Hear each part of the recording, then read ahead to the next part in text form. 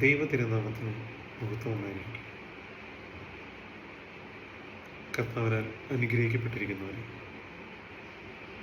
1 കൊരിന്ത്യർ ലേഖനം 15-ാം അധ്യായത്തിൻ്റെ 19-ാമത്തെ വാക്യം നമുക്കൊന്ന് ധ്യാനിക്കാം.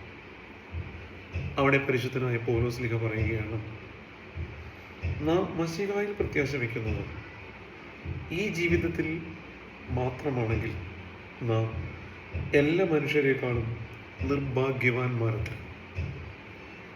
പ്രിയമുള്ളവരെ, യേശുക്രിസ്തുവിൽ മിശിഹായിൽ പ്രത്യാശ വയ്ക്കുന്നവരാണ് നമ്മളെല്ലാവരും. എന്തിനു വേണ്ടിയാണ് നമ്മൾ കർത്താവിനെ വിളിക്കുന്നത്? എന്തിനു വേണ്ടിയാണ് നമ്മൾ കർത്താവിൽ ആശ്രയിക്കുന്നത്? ഈ ലോകത്തിലെ കാര്യങ്ങൾക്ക് വേണ്ടിയിട്ടാണോ? പുരോഹിതനായ ഞാൻ നിത്യവും കർത്താവിനെ വിളിക്കുന്നത് എൻ്റെ ലൗകികമായ നേട്ടങ്ങൾക്ക് വേണ്ടിയിട്ട് ആണോ? അതോ എനിക്കും എൻ്റെ ജനത്തിനും ആത്മീയമായ ഉയർച്ചയുണ്ടാകുന്നതിന് വേണ്ടിയിട്ടാണോ?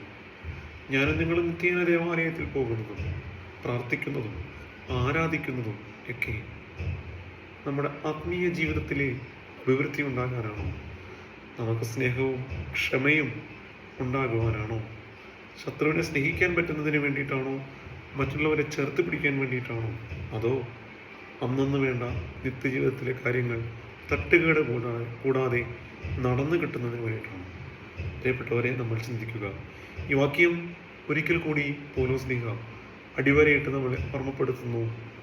നിങ്ങൾ ഈ ലോകത്തിലെ കാര്യങ്ങൾക്ക് വേണ്ടിയിട്ടാണ് ക്രിസ്തുവിൽ പ്രത്യാശ വയ്ക്കുന്നത് എങ്കിൽ നിങ്ങൾ എല്ലാ മനുഷ്യരെക്കാളും നിർഭാഗ്യവാന്മാരാണ്. ഭാഗ്യവാന്മാരെ മാറും. ദൈവം അനുഗ്രഹിക്കട്ടെ.